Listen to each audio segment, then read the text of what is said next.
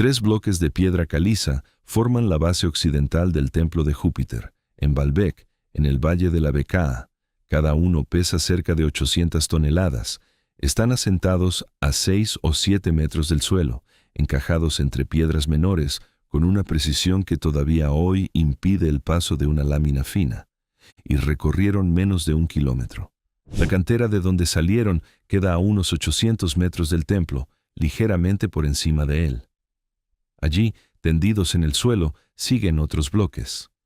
Uno de ellos, conocido localmente como la piedra de la mujer embarazada, tiene cerca de 1000 toneladas.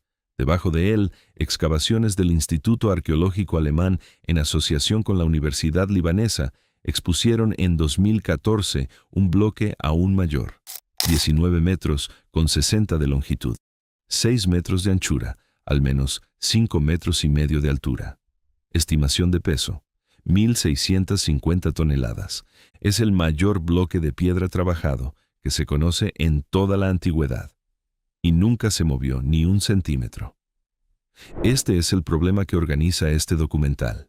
En el mismo sitio, separados por menos de 1 kilómetro, están el récord mundial de masa levantada y el récord mundial de fracaso logístico. Las mismas personas, las mismas herramientas, el mismo siglo. La diferencia entre lo que subió al templo y lo que quedó en el suelo no fue capacidad técnica.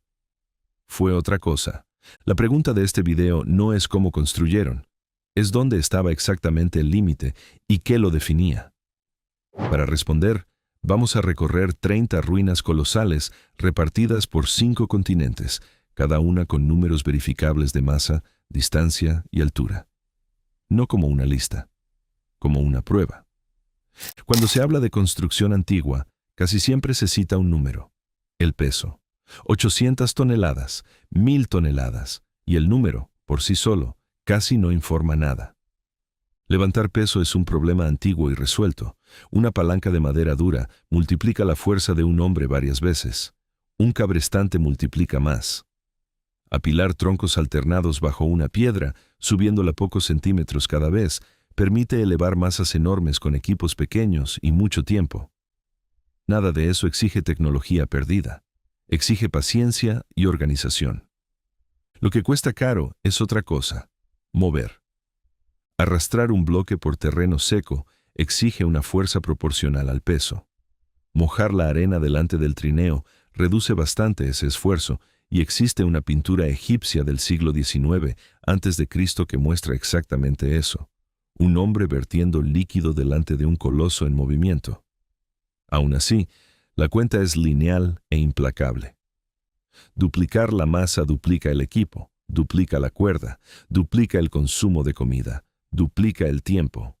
Y existe un tercer número, el más caro de todos, la altura de asentamiento. Colocar una piedra en el suelo es una operación. Colocarla en lo alto, entre otras piedras, con encaje exacto y sin aplastar a nadie, es otra completamente distinta. Masa, distancia, altura. 3 variables. Y esto es lo que muestran los 30 casos de este video. Ninguna sociedad antigua logró maximizar las 3 al mismo tiempo. Cada vez que una sube, otra baja. Baalbek llevó la masa al extremo y redujo la distancia a casi nada. El obelisco inacabado de Asuán llevó la masa aún más lejos y no recorrió distancia alguna. La Gran Pirámide llevó la altura al extremo con bloques de 2,5 toneladas. Falta, sin embargo, una cuarta variable.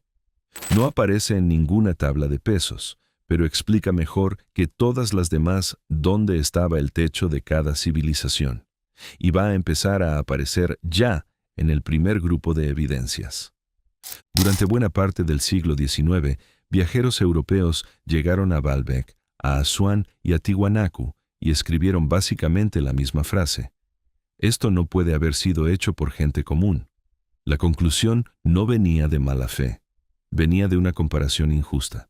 Esos viajeros conocían grúas a vapor y sabían cuánto costaba mover 100 toneladas en la Europa industrial. Al ver 800 toneladas asentadas en lo alto, presumieron que faltaba alguna explicación extraordinaria. La arqueología respondió de otra manera, y el ejemplo más claro es el de Reginald Engelbach.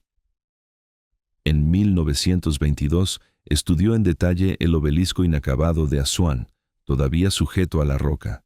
Midió, dibujó, catalogó las marcas de percusión, identificó las esferas de dolerita usadas para pulverizar el granito. Concluyó que la pieza había sido abandonada porque la roca se agrietó.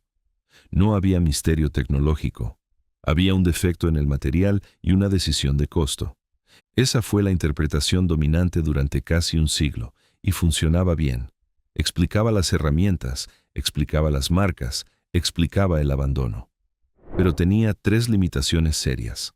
La primera, casi todo era descripción, no medición. Se sabía cómo había sido cortada la piedra. No se sabía de dónde venía, con precisión, ni cuánto pesaba, con rigor. La segunda, los pesos citados en los libros eran estimaciones heredadas, copiadas de edición en edición, muchas veces sin que nadie rehiciera el cálculo. La tercera, y la más importante, casi nadie comparaba sitios entre sí. Cada monumento era tratado como un enigma aislado, con su propia leyenda local. Baalbek era un caso, Stonehenge era otro, Tiwanaku era otro. Nadie preguntaba si, colocados uno al lado del otro, los 30 mayores esfuerzos de ingeniería de la antigüedad formarían un patrón. Para que esa pregunta pudiera siquiera formularse, fue necesario que aparecieran métodos capaces de decir, con números, de dónde vino cada piedra y cuánto pesa realmente. Y eso solo ocurrió en las últimas décadas. Ninguna de las piedras de este documental fue pesada. Esto debe quedar claro desde ya. Todo número que va a escuchar viene de un cálculo. Se mide el volumen de la pieza, se multiplica por la densidad del tipo de roca, se aplica una corrección por irregularidades. El granito pesa alrededor de 2 toneladas, con 700 kilos por metro cúbico. La piedra caliza, un poco menos. La arenisca, todavía menos. Esto significa que las estimaciones tienen margen y que fuentes diferentes llegan a valores diferentes para la misma piedra. No es una falla. Es la naturaleza del método. Cuando un número de este video esté en disputa, se presentará como rango. Lo que cambió de verdad no fue la balanza, fue la capacidad de rastrear el origen. En 2020, un equipo liderado por el geógrafo David Nash publicó en la revista Science Advances un estudio que resolvió, o casi resolvió, una discusión de 4 siglos. Usando un testimonio extraído de uno de los pilares de Stonehenge durante obras de conservación en 1958 y devuelto al Reino Unido apenas en 2018, los investigadores compararon la firma de elementos raros de la piedra con muestras de 20 áreas del sur de Inglaterra. 50 de los 52 sarsens restantes comparten la misma química. El origen más probable es Westwoods, en el condado de Wiltshire, a 25 kilómetros del monumento. 2 bloques no coincidieron. Y la conclusión fue cuestionada en 2024 por un reanálisis estadístico publicado en la revista Archaeometry, al cual Nash respondió al año siguiente. La disputa sigue abierta. Volveremos a ella. Métodos parecidos se aplicaron en todas partes. La petrografía identificó los afloramientos de arenisca roja de Puma Punku. El mapeo geológico de alta resolución localizó la cantera del dolmen de Menga. El análisis geoquímico rastreó el basalto de Nan Madol hasta formaciones específicas de la isla de Pompey. El modelado tridimensional, a partir de fotografía, permitió calcular volúmenes de estatuas que nadie jamás podría levantar para medir. Con origen conocido y masa estimada, cada monumento pasa a tener 3 coordenadas: cuánto pesaba, cuánto viajó, a qué altura fue asentado. Y ahí es donde aparece el patrón. Vamos a los 30 casos, empezando por el lugar donde las mayores piedras del mundo antiguo viajaron las mayores distancias. El antiguo Egipto tenía una ventaja que casi ninguna otra civilización monumental tuvo: una autopista líquida de más de 1000 kilómetros, atravesando el país entero, con corriente en sentido norte y viento dominante en sentido sur. Un barco cargado bajaba solo, un barco vacío subía a vela. Y es exactamente allí donde aparecen las mayores masas transportadas del mundo antiguo. Primer caso: el obelisco inacabado de Asuán. 41 metros con 75 de longitud, todavía tendido en la roca madre de la que nunca fue liberado. Si hubiera sido concluido, sería un tercio mayor que cualquier obelisco egipcio jamás erigido, con un peso estimado entre 1.090 y 1.168 toneladas. El Ministerio de Turismo y Antigüedades de Egipto adopta la estimación más alta. Fue encargado, según todo indica, en el reinado de Hatshepsut, y fue abandonado porque una fisura atravesó el granito durante el trabajo. Note lo que esto significa. Los egipcios no desistieron por no saber mover 1.000 toneladas. Desistieron porque esa pieza en particular iba a romperse. Es una decisión de control de calidad, no de capacidad. Segundo caso, el obelisco de Hatshepsut en Karnak. Este sí fue concluido. Casi 30 metros de altura, granito rojo de la misma región de Asuán, transportado río abajo por cerca de 200 kilómetros y erigido en vertical dentro de un templo ya construido. Las estimaciones actuales sitúan su peso en torno a las 340 toneladas. Tercer caso, los colosos de Memnón. 2 estatuas sentadas de Amenhotep. 18 metros de altura contando las bases, cerca de 720 toneladas cada una. Y aquí la ruta complica la historia. La cuarcita con que están hechas viene de El Gabal el Ahmar, cerca de El Cairo actual. Esos son 675 kilómetros al sur, río arriba. La interpretación dominante es que las piezas fueron arrastradas por tierra precisamente porque eran demasiado pesadas para una barcaza contra la corriente. Es decir, incluso el Nilo tenía un techo y este fue alcanzado en algún punto entre 300 y 700 toneladas en dirección contraria al flujo. Cuarto caso. El coloso del Ramesseum. La estatua sentada de Ramsés II, en granito rojo de Asuán, originalmente con cerca de 20 metros de altura y aproximadamente 1.000 toneladas, según la estimación adoptada por el Instituto para el Estudio de las Culturas Antiguas de la Universidad de Chicago. Hoy está caída y partida en el patio del templo, y fue su visión, descrita por autores antiguos, la que inspiró el poema Ozymandias. 1.000 toneladas, 200 kilómetros, bajando el río. Es, muy probablemente, la mayor masa que la antigüedad transportó a larga distancia, y viajó flotando. Quinto caso. El Serapeum de Saqqara. Galerías subterráneas donde están 24 sarcófagos monolíticos de granito, cada uno estimado en algunas decenas de toneladas solo en la caja, sin contar las tapas. El granito vino de Asuán a más de 800 kilómetros, y no bastaba con llegar. Cada caja tuvo que ser bajada y maniobrada dentro de un corredor excavado, con un margen de pocos centímetros a los lados. 5 casos. Un patrón. Donde el río llegaba, Egipto movió cientos de toneladas por cientos de kilómetros. Donde el río no ayudaba, el costo se disparaba. Pero Egipto es un caso fácil, tiene un río en medio. La siguiente pregunta es ¿qué ocurre cuando el agua no pasa por la puerta, sino a miles de kilómetros de distancia? Roma resolvió el problema de una manera que ninguna sociedad anterior había intentado. Transformó el Mediterráneo entero en una cinta transportadora. Sexto caso. El obelisco lateranense en Roma.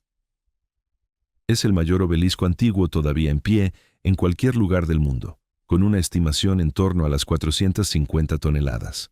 Fue cortado en Egipto, erigido en Karnak, derribado, embarcado, cruzó el Mediterráneo y fue reerigido en Roma. Una pieza de 400 toneladas cruzando un mar. Séptimo caso. La columna de Pompeyo, en Alejandría.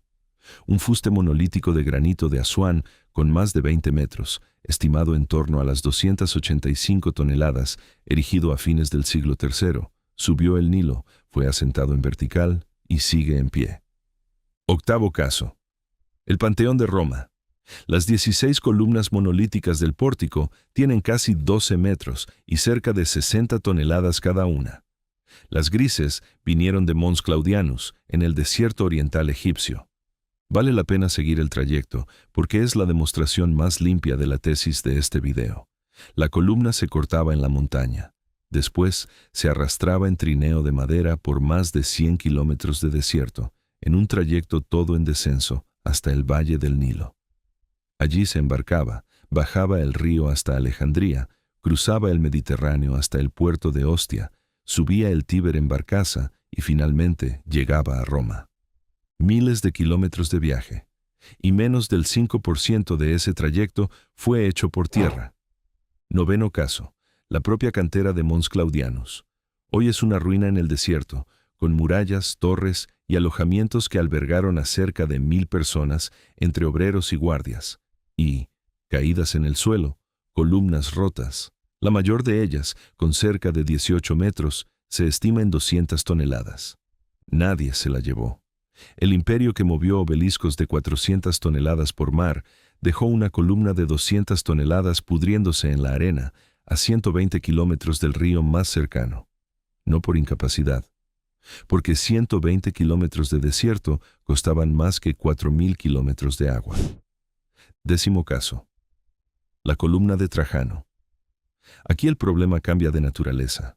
Los tambores de mármol pesan alrededor de 40 toneladas cada uno, y el bloque del capitel pasa de las 50.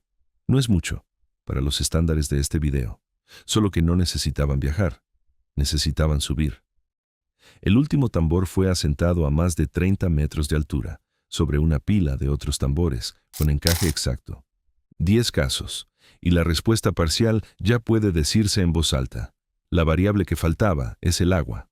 Donde había ruta flotable, la antigüedad movió cientos de toneladas por miles de kilómetros. Donde no la había, el techo caía de forma brutal, e incluso Roma desistía. Si esto es verdad, entonces en cualquier lugar del mundo sin ríos navegables ni costa cercana, los números deberían desplomarse. Es exactamente lo que vamos a verificar ahora. Un décimo caso. Stonehenge. Los grandes bloques verticales, llamados sarsens, pesan en promedio cerca de 20 toneladas, y los mayores pasan de las 30. Vinieron, según el estudio de 2020, de Westwoods, a 25 kilómetros.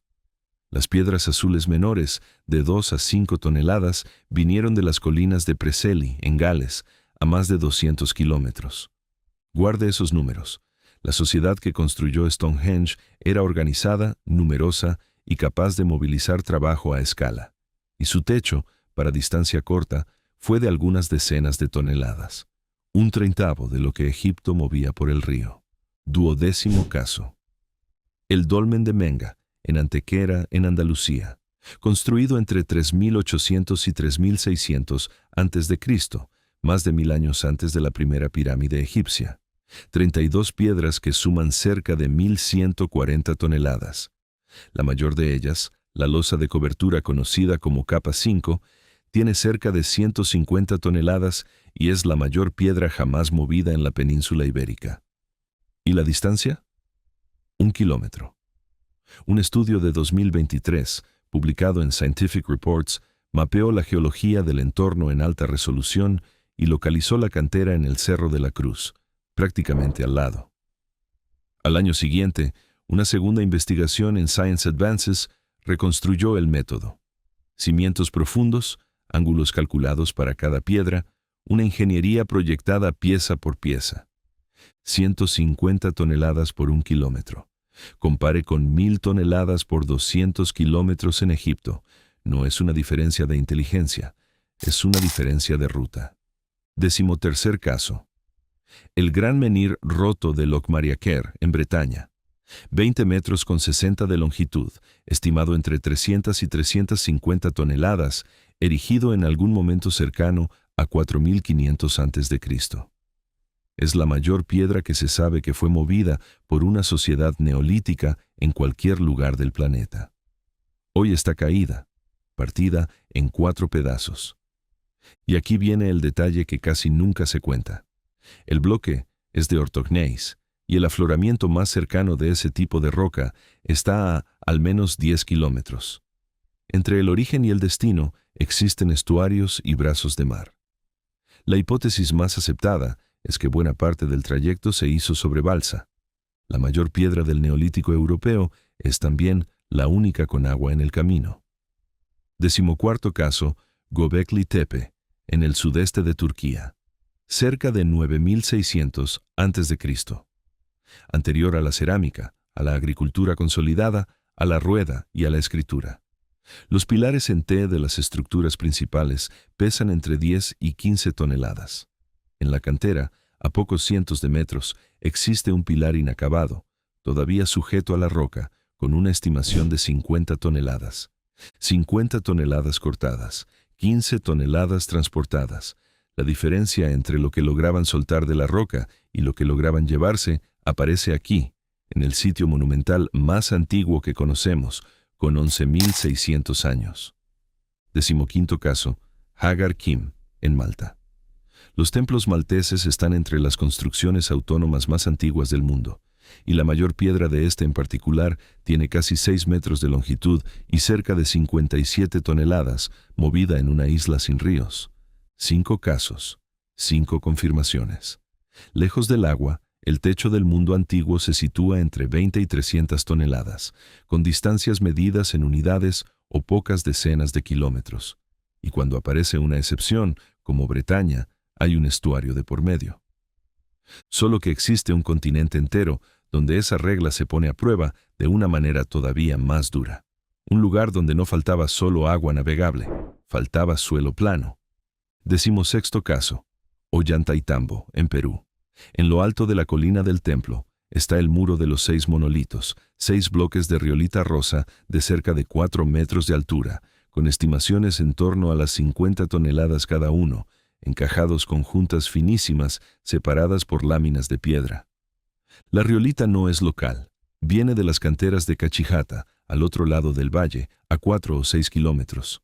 Solo que la distancia aquí es el menor de los problemas. Las canteras quedan entre 700 y 900 metros por encima del fondo del valle. Entre ellas y el templo corre el río Urubamba, y del otro lado el bloque todavía necesitaba subir la colina. El arqueólogo Jean-Pierre Protzen documentó todo el sistema en los años 80. Rampas de hasta 8 metros de ancho con inclinación suave entre 8 y 12 grados, contenidas por muros laterales. Existen indicios de que el propio río fue desviado por un canal paralelo, dejando un lecho seco para la travesía. Y a lo largo de todo el trayecto están esparcidos decenas de bloques abandonados. Los habitantes de la región los llaman piedras cansadas. Cada una de ellas es el registro de una operación que no terminó. 17º caso, Sacsayhuamán, sobre Cusco. Las 3 murallas en zigzag usan bloques de piedra caliza, cuyos mayores ejemplares tienen estimaciones que varían mucho según la fuente, en general entre 100 y 125 toneladas. Es importante decirlo con honestidad. Aquí los números son menos firmes que en Egipto, porque las piedras son irregulares y el cálculo de volumen es más difícil. Lo que no está en duda es el acabado. Las caras son cóncavas y convexas, encajadas en 3 dimensiones, con decenas de ángulos diferentes en la misma piedra. Esto no es decoración. En un terreno sísmico, un muro así absorbe movimiento sin desplomarse. 18º caso, Tiwanaku y Pumapunku, en Bolivia, a 3.800 metros de altitud. La mayor losa de la plataforma lítica mide 7 metros, con 80 por 5 metros, con 17, y se estima en 131 toneladas. Análisis petrográficos identificaron el origen de la arenisca roja a unos 10 kilómetros, en un trayecto que exige subida. Pero el dato más revelador es el otro. La andesita de las piezas más finamente trabajadas vino de la península de Copacabana, a unos 90 kilómetros, y, para llegar, cruzó el lago Titicaca, 90 kilómetros por agua, 10 kilómetros por tierra. Los bloques mayores son los que vinieron de cerca. Los que vinieron de lejos son menores y llegaron flotando. La misma regla en el otro extremo del mundo, a 4.000 metros de altitud. 19º caso, Rapa Nui, la isla de Pascua. Cerca de 900 estatuas, casi todas cortadas en el cráter de Rano Raraku. El mayor moai efectivamente erigido, llamado Paro, tiene casi 10 metros y 82 toneladas, y en la cantera sigue tendido el llamado Gigante, con más de 20 metros y estimaciones que van de 145 a 270 toneladas, nunca concluido. Guarde este caso, va a volver y va a traer el número más importante de este documental. 20º caso, Nan Madol, en la isla de Pohnpei, en Micronesia. Casi 100 islotes artificiales construidos sobre un arrecife de coral, unidos por canales con muros erigidos en columnas de basalto apiladas en cruz como troncos. Las columnas pesan en promedio 5 toneladas y las mayores llegan a 50. El conjunto suma una estimación de 750.000 toneladas de material. El arqueólogo Rufino Mauricio tradujo esto en un promedio que da la dimensión del esfuerzo. Cerca de 1.850 toneladas de basalto movidas por año durante 4 siglos. ¿Y cómo llegó ese basalto al arrecife? Por agua. En una isla del Pacífico, el único trayecto posible era flotando. 20 casos. La tesis resiste. Pero falta la variable más cara de todas, y es en ella donde los números empiezan a desmoronarse. Arrastrar es lineal. Levantar es otra cosa. Al subir una piedra no solo hay que vencer el peso, sino mantenerlo controlado en cada instante sobre una estructura temporal que también tiene que aguantar. Si algo cede, la pieza se pierde y el equipo de abajo también. Por eso, en los 30 casos de este video, la altura de asentamiento cae mucho más rápido que la masa. 21º caso. La Gran Pirámide de Giza. 2.300.000 bloques, con un promedio de 2,5 toneladas. Nada excepcional, individualmente. Lo excepcional está en el techo de la Cámara del Rey. 9 vigas de granito rojo, con estimaciones que varían entre 25 y 40 toneladas cada una, sumando algo cercano a las 400 toneladas. Ese granito no es de Giza, viene de Asuán, a más de 800 kilómetros río arriba. Bajó el Nilo, cruzó la meseta y después fue elevado a cerca de 43 metros de altura, dentro de una estructura todavía en construcción, y asentado con precisión suficiente para que el techo siga en pie 4.500 años después, con una única fisura conocida. Note el intercambio. La pirámide tiene la mayor altura de asentamiento de toda la lista y una de las menores masas promedio. No es coincidencia. 22º caso. El templo del Valle de Kefren, junto a la Esfinge. Aquí los bloques de piedra caliza del núcleo superan las 100 toneladas y fueron asentados en paredes, unos sobre otros, en la misma meseta de Giza. Es la demostración de que el Imperio Antiguo sabía colocar peso en lo alto cuando quería, y eligió no hacerlo en las pirámides. 23º caso. El tesoro de Atreo, en Micenas, una cámara en falsa cúpula del siglo XIII a.C. Sobre la puerta hay un dintel monolítico, cuya estimación más citada es de cerca de 120 toneladas, asentado a varios metros de altura, sobre jambas verticales, sin margen de error. Los griegos posteriores miraron esas murallas y concluyeron que solo gigantes podrían haberlas erigido. De ahí el nombre que todavía usamos, arquitectura ciclópea. Es la misma reacción de los viajeros del siglo XIX ante Baalbek, 3.000 años antes. 24º caso. El muro occidental, en el monte del templo, en Jerusalén. Un bloque de piedra caliza de 13 metros con 60 de longitud, integrado a la muralla construida bajo Herodes. Las estimaciones de peso varían enormemente según el método, yendo de cerca de 250 hasta 570 toneladas. Es una de las mayores discrepancias de toda esta lista, y por eso el número debe decirse como rango. Lo que no varía es la posición. No está en el suelo. Está integrada a una hilada elevada de un muro de contención encajada entre otras piedras. 25º caso. De vuelta a Baalbek y al Triliton. 3 bloques de cerca de 800 toneladas cada uno, asentados uno al lado del otro, a 6 o 7 metros de altura, sobre hiladas de bloques menores, con juntas tan cerradas que la línea entre ellos casi desaparece. Esta es la mayor masa jamás colocada en lo alto en la historia antigua, y, como vimos en la apertura, viajó 800 metros. 25 casos, y la curva está completa. Cuanto más alto, menor la masa. Cuanto más lejos, menor la masa. Cuanto mayor la masa, más corto el viaje y más baja la posición final. Nadie rompió las 3 barreras al mismo tiempo, pero había una salida. Y aparece en los 5 casos finales. Si el transporte es el cuello de botella, existe una alternativa lógica. No transportar. Trabajar la piedra donde está o aceptar que se quede donde está. 26º caso. La cantera de Baalbek. La piedra de la mujer embarazada, con cerca de 1000 toneladas, todavía unida a la roca por un extremo.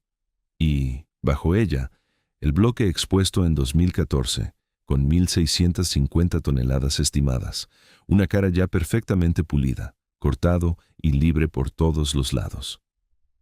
La investigación del equipo del Instituto Arqueológico Alemán encontró la explicación para la piedra de la mujer embarazada.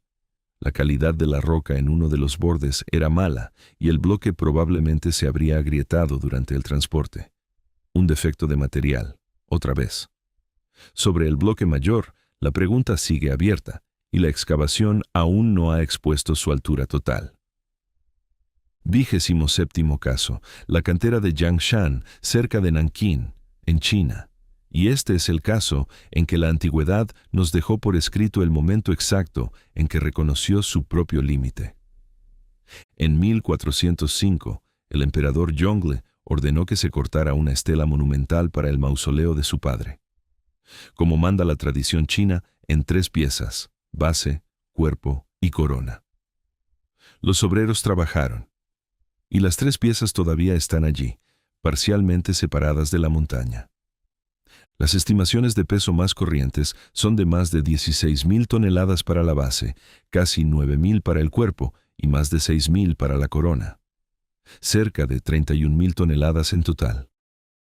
Si se montara, la estela tendría más de 70 metros de altura. Después de que la mayor parte del corte ya estuviera hecha, los arquitectos concluyeron que mover esas piezas hasta el mausoleo y mucho más aún erigirlas no era físicamente posible. El proyecto fue abandonado. En 1413, una estela mucho más pequeña fue instalada en su lugar. Note lo que ocurrió allí. No fue ignorancia, fue cálculo. Un Estado con siglos de ingeniería acumulada midió la operación, vio el resultado y retrocedió. Es lo más cercano a una medición directa del techo que la antigüedad nos dejó. 28º caso. El templo de Kailasa, en Ellora, en la India. Siglo VIII. Un templo entero, con patios, galerías, torres y elefantes de tamaño natural, esculpido de arriba hacia abajo en una única ladera de basalto. Nada fue construido, todo fue retirado. Las estimaciones de volumen de roca removida llegan a 200.000 toneladas. Aquí la variable transporte fue eliminada por decisión de proyecto. El material removido es escombro, y el escombro puede cargarse en cestos. 29º caso. El Gran Buda de Leshan, en China. 71 metros de altura, esculpido en el acantilado sobre la confluencia de 3 ríos, iniciado en el siglo VIII. La misma solución. La estatua no fue traída. Ya estaba allí, dentro de la montaña. 30º caso. Abu Simbel. 2 templos excavados en la roca por Ramsés II, con 4 colosos de 20 metros en la fachada y un corredor que penetra más de 60 metros en el acantilado. Una vez más, nada fue transportado. Pero Abu Simbel guarda una segunda capa y es la más interesante de toda esta lista, porque 3.000 años después, alguien necesitó moverlo. Entre 1964 y 1968, con la represa de Asuán a punto de inundar el valle, una operación internacional, coordinada por la UNESCO, retiró los 2 templos de allí, y el método elegido, por los mejores ingenieros del siglo XX, con grúas, gatos hidráulicos y sierras de acero, fue el siguiente: cortar todo en poco más de 1.000 bloques de 20 a 30 toneladas, transportar pieza por pieza y volver a montar 65 metros más arriba, con una tolerancia de 5 milímetros. No intentaron mover nada entero. Cortaron en pedazos de 20 toneladas, exactamente la misma decisión que los constructores de la Gran Pirámide habían tomado 4.500 años antes. Ante estos 30 casos, circulan 4 explicaciones. No tienen el mismo peso, y vale la pena decir por qué. La primera es la hipótesis de la tecnología perdida. Sostiene que existió, en algún momento, un método desconocido, capaz de anular el peso. El problema no es que sea audaz, es que no deja rastro. Una tecnología capaz de mover 1000 toneladas produciría talleres, herramientas, desgaste, residuos, mantenimiento y sobre todo consistencia. Aparecería tanto en los casos difíciles como en los fáciles. Lo que se observa es lo contrario. Las marcas en las piedras, en los 30 sitios, son marcas de percusión, corte, cuña y arrastre. Y los fracasos están distribuidos exactamente donde la física prevé que estarían. La segunda es la hipótesis de la mano de obra ilimitada. Dice que bastaba con juntar suficiente gente, también es insuficiente y por un motivo práctico. Existe un límite de cuántas personas caben alrededor de un bloque tirando de cuerdas al mismo tiempo, y existe un límite de resistencia de las propias cuerdas. Multiplicar trabajadores resuelve parte del problema, no todo. La tercera es la hipótesis del método incremental, y es la que reúne más evidencia. Trineo sobre pista preparada, lubricación, palanca, apilamiento progresivo, rampa, cabrestante y sobre todo repetición durante meses. Es laboriosa, lenta, cara y es compatible con todo lo que se encuentra en el suelo. La cuarta es la hipótesis logística, defendida en este documental, y no sustituye a la tercera, la completa. El método existía y funcionaba. Lo que variaba de sitio a sitio era cuánto costaba, y el costo lo determinaba el trayecto. Existe, además, una disputa científica real y abierta que merece mencionarse como tal. La atribución de los Sarsens de Stonehenge a Wes Woods, publicada en 2020, fue cuestionada en 2024 por un reanálisis de los mismos datos publicado en la revista Archaeometry, que señaló otras áreas como candidatas más probables. El equipo original respondió al año siguiente, defendiendo el método. Ninguno de los dos lados cerró el asunto. Esto no es debilidad de la ciencia. Es cómo funciona cuando el dato es difícil.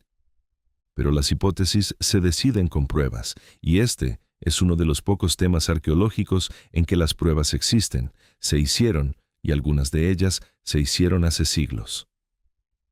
Primera prueba. Roma, 1586. El Papa Sixto V decidió cambiar de lugar el obelisco egipcio que estaba junto a la Basílica de San Pedro. La distancia era ridícula, menos de 300 metros. La pieza pesa cerca de 330 toneladas. El arquitecto Domenico Fontana montó una torre de madera alrededor del monolito, lo levantó con cuerdas, lo bajó sobre una plataforma con rodillos, lo arrastró hasta el nuevo lugar y lo levantó de nuevo. Para eso usó 900 hombres, 75 caballos y 40 cabrestantes, comandados por toques de trompeta y campana, porque el ruido de las órdenes gritadas sería imposible de coordinar. La operación tomó cerca de 4 meses. Fontana publicó después un libro entero describiendo el procedimiento, con planos, alzados y la posición de cada cabrestante. Es el manual de ingeniería pesada más detallado que sobrevivió de cualquier época anterior a la industria.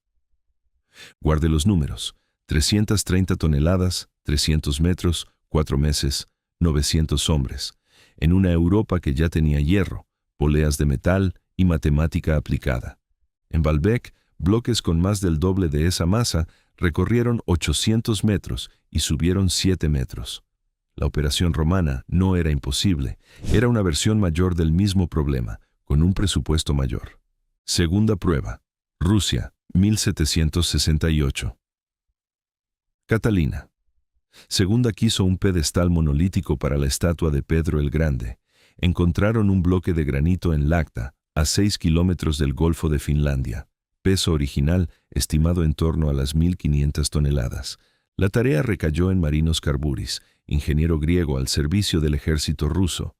Su solución fue esperar al invierno, para que el suelo pantanoso se congelara, y deslizar el bloque sobre un trineo metálico apoyado en esferas de bronce de 13 centímetros y medio, corriendo dentro de rieles. Un rodamiento de esferas 2 siglos antes de que el rodamiento existiera con ese nombre. 400 hombres, 9 meses, 6 kilómetros. Había solo 100 metros de riel disponibles que había que desmontar y volver a montar continuamente. En terreno plano, avanzaban poco más de 150 metros por día. El cabrestante mayor era girado por 32 hombres y apenas lograba mover la piedra. Y entonces, al llegar al agua, el problema cambió completamente de tamaño. Construyeron una barcaza exclusiva, apuntalada por 2 buques de guerra, uno a cada lado. El viaje por mar fue corto y sin incidentes. Es el experimento controlado que la arqueología nunca podría montar. Un estado del siglo XVIII, con hierro, ciencia y recursos ilimitados, necesitó 9 meses para arrastrar 1.500 toneladas por 6 kilómetros y resolvió el resto del trayecto flotando. Tercera prueba, Rapa Nui, y es la más reciente. En 2025, los antropólogos Carl Lipo y Terry Hunt publicaron en el Journal of Archaeological Science el resultado de un análisis de 962 estatuas, con foco en 62 abandonadas a lo largo de los antiguos caminos de la isla. Modelaron las formas en 3 dimensiones y construyeron una réplica de 4 toneladas con 350 kilos, con las proporciones exactas de las estatuas de camino. 18 personas, con cuerdas laterales, hicieron que la réplica avanzara 100 metros en 40 minutos, de pie, en un balanceo alternado que hace que la base curva gire hacia adelante en cada oscilación y, según los autores, cuanto mayor la estatua, más eficiente el movimiento. Pero el dato decisivo no es el experimento, es la estadística. Más de la mitad de las estatuas abandonadas en los caminos, 51,6%, está a menos de 2 kilómetros de la cantera de Rano Raraku, en una distribución de decaimiento exponencial. Ese es el formato matemático típico de falla mecánica a lo largo de un trayecto, y no de deposición ceremonial deliberada. Es la firma numérica de un techo de transporte. La isla entera registró, estatua por estatua, donde las operaciones dejaban de tener éxito. 3 pruebas, 3 épocas, 3 continentes. Todas apuntan al mismo lugar. El cuello de botella es el suelo entre la cantera y el destino. Nada de esto reescribe la historia. Vale la pena decirlo con claridad, porque la frase se usa con demasiada frecuencia. Lo que cambió es más específico y más útil. Cambió la escala de esfuerzo que atribuimos a Stonehenge. Antes de 2020, el origen de los Sarsens se describía como algo genérico en el norte de Wiltshire. Al concentrar casi todos en un área de pocos kilómetros cuadrados, el estudio transformó el monumento en una operación única, concentrada, probablemente ejecutada en una sola fase alrededor de 2500 a.C. Eso cambia la estimación de mano de obra y cambia la lectura política del sitio. Cambió la clasificación de Menga, de sepulcro megalítico grande a proyecto de ingeniería deliberado, con cimientos dimensionados y ángulos calculados. Es una reclasificación técnica, no un descubrimiento de misterio. Cambió el récord mundial. El bloque expuesto en 2014 en Baalbek desplazó a todos los anteriores y mostró que la cantera fue abandonada con trabajo en curso. Cambió la lectura de las estatuas caídas de Rapa Nui. Dejaron de ser un enigma ceremonial y pasaron a ser datos de falla, con distribución medible.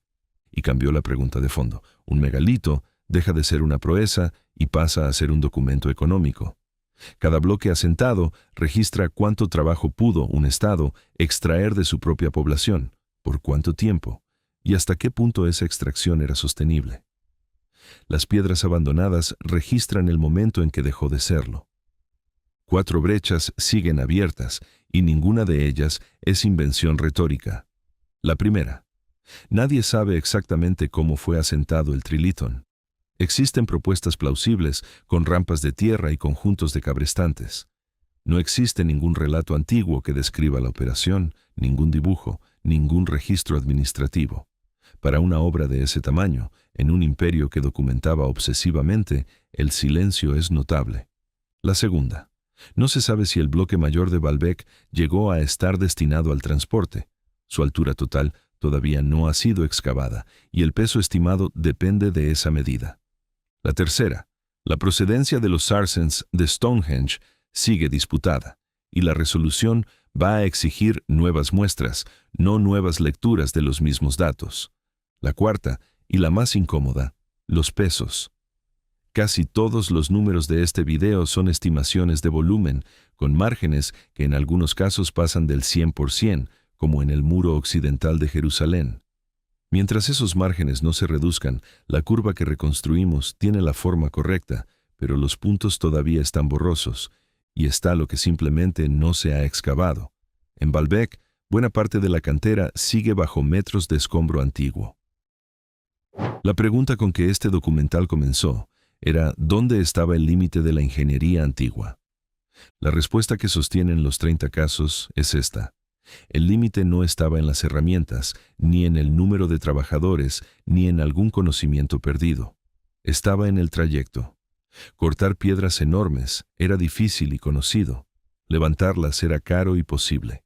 Llevarlas de un punto a otro era la operación que quebraba proyectos, vaciaba tesoros y dejaba bloques pudriéndose a mitad de camino.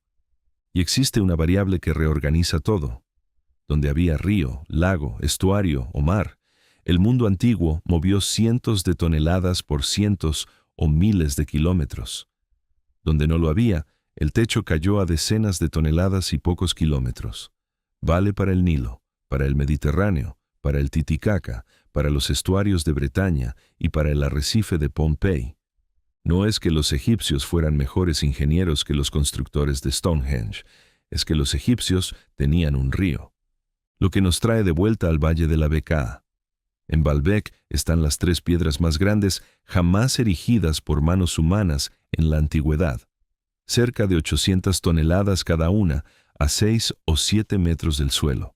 Y a 800 metros de allí, tendido en la cantera, está el bloque más grande que sociedad antigua alguna haya cortado jamás, 1.650 toneladas, con una cara pulida esperando un viaje que nunca comenzó. Las mayores piedras trabajadas del planeta no están donde la ingeniería era mejor. Están donde el camino era más corto. Y la mayor de todas sigue exactamente donde nació, porque ni 800 metros fueron poco suficiente.